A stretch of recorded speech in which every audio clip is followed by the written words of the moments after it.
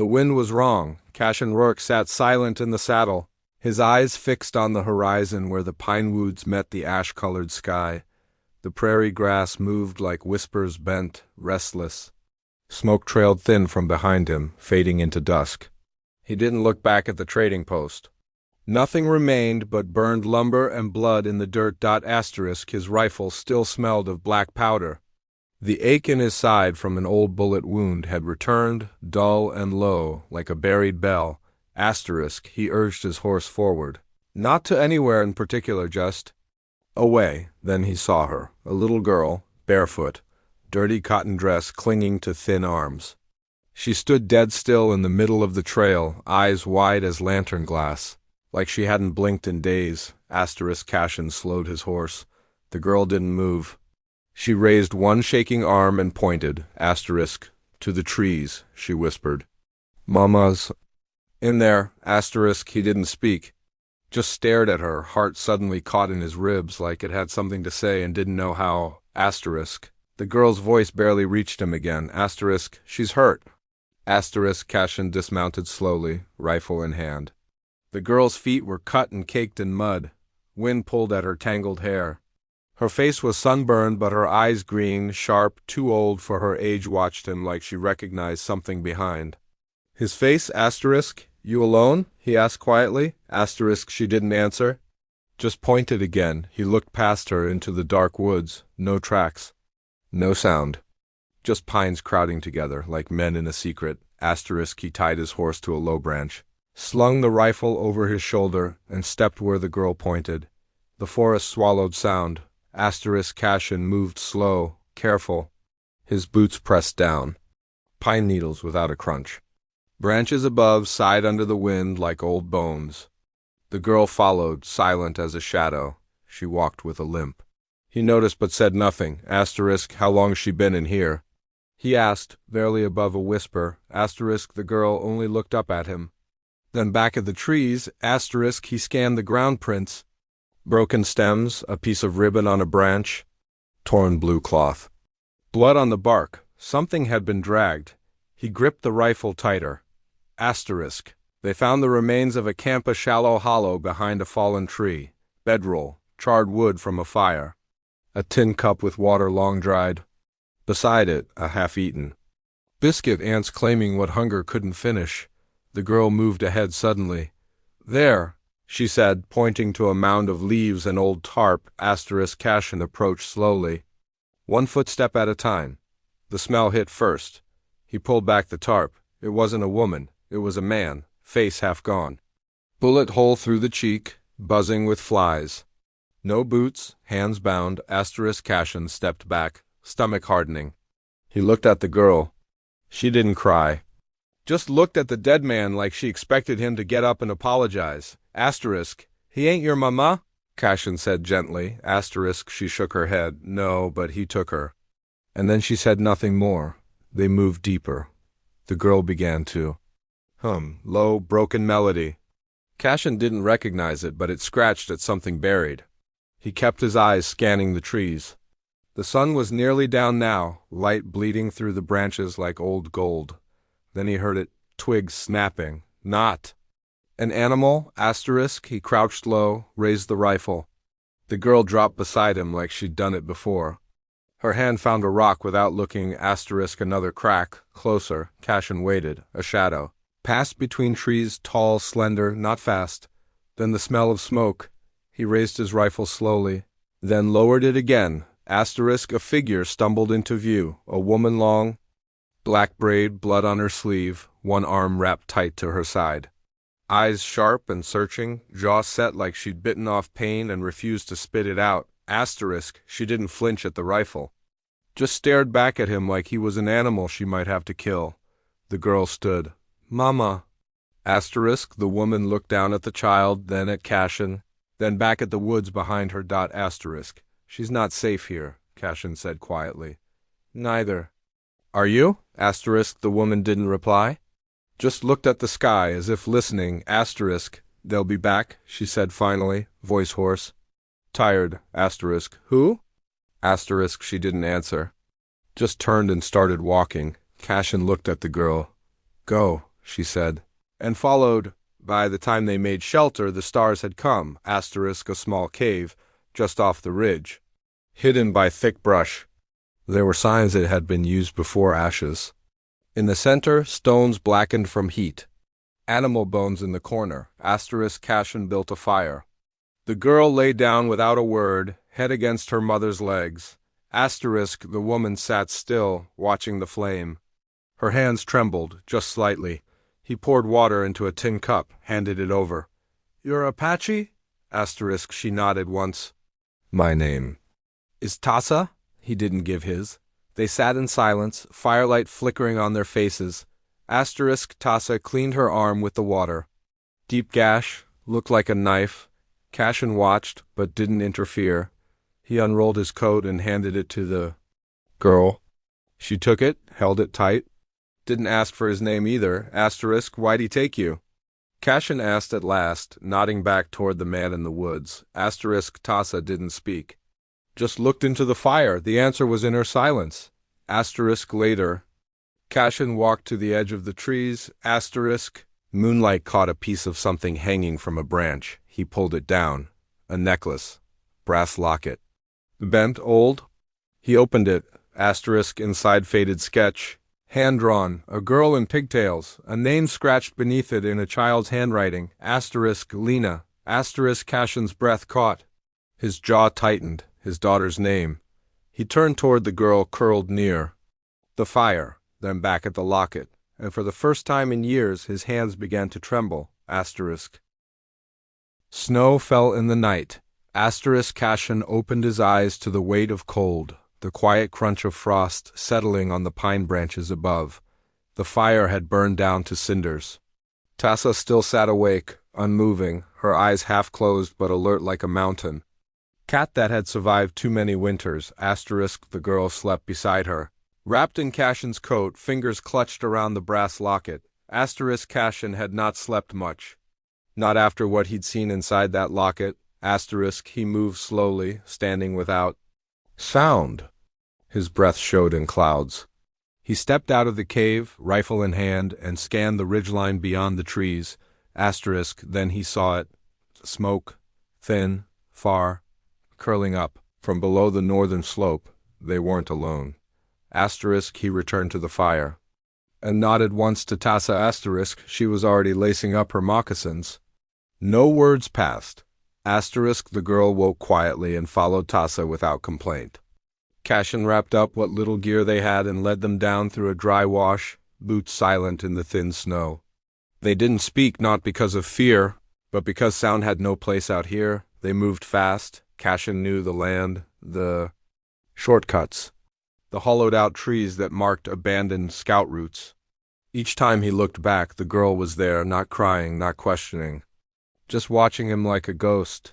Asterisk by midday they'd reached a creek, mostly frozen water whispering under thin glass. Tassa stopped and bent low. She pressed a hand to the tracks in the snow. Cashin crouched beside her, 4 riders. 2 horses. Doubled. Asterisk. They've got 1 more with them, he murmured. Tied or wounded. Tassa stared at the hoof prints. Not her, she said softly. They're hunting something else now. Cashin met her eyes. They're hunting me. Asterisk she. Didn't ask why. They made shelter in a collapsed wagon left near the old mining road. Covered it with canvas and pine boughs. Cashin built a fire low and slow, nearly smokeless. Tassa skinned a rabbit she'd caught in silence, her hands practiced. Cashin caught himself watching the way she moved, like she carried pain, but didn't owe it to anyone. Asterisk the girl sat near the wheel, drawing in the frost with a stick. He looked over and noticed what she'd drawn. It wasn't random. Asterisk a circle, a cabin, a tall man, a child in his arms. Asterisk then to the side, a grave, a single stone. No name. He swallowed hard. Where'd you get that locket? He asked gently. The girl didn't look up. My mama gave it to me, she said. Said it used to belong to someone kind.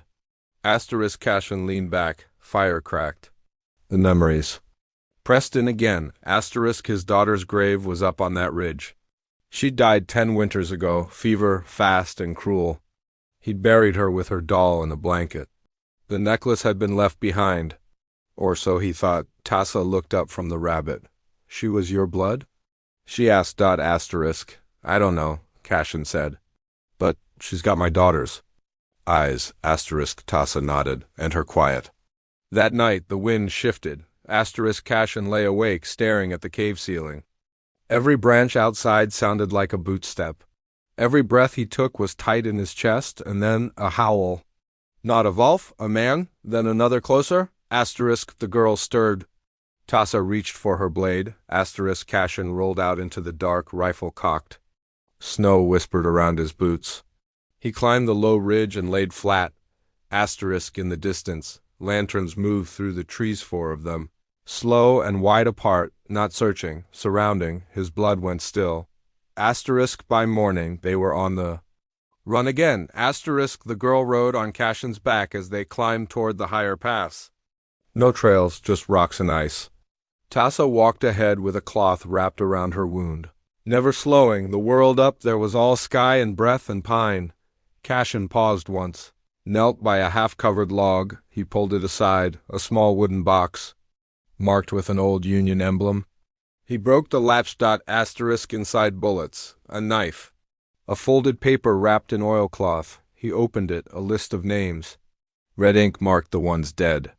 His name, the last, was circled. He handed it to Tassa. They don't want bounty, he said. They want silence. Asterisk. She nodded once. They'll kill anyone who heard your story. Asterisk. And yours.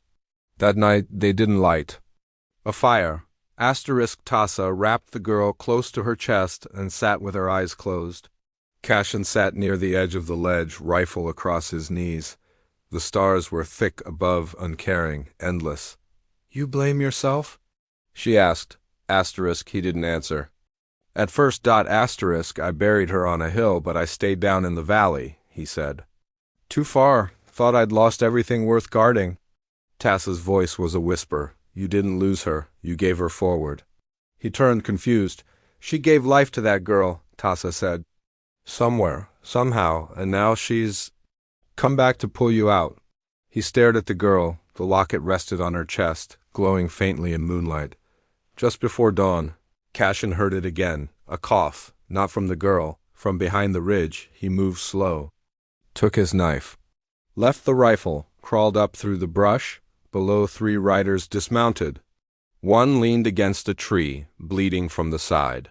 Another poured whiskey into his mouth. Asterisk. Then the 3rd man stepped forward. Cashin froze. It was him. Asterisk. Colonel Wyatt Harlan.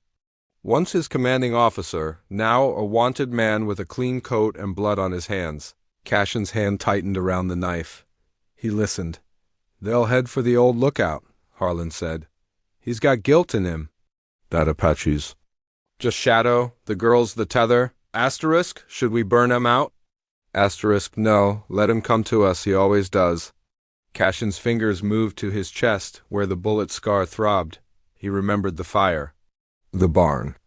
The betrayal, the screams. He pulled back from the ridge. Quiet, focused. Asterisk. The girl wasn't just lost. She had been sent. Asterisk. He returned to the wagon where Tassa waited, sharpening her blade. They're down below, he said.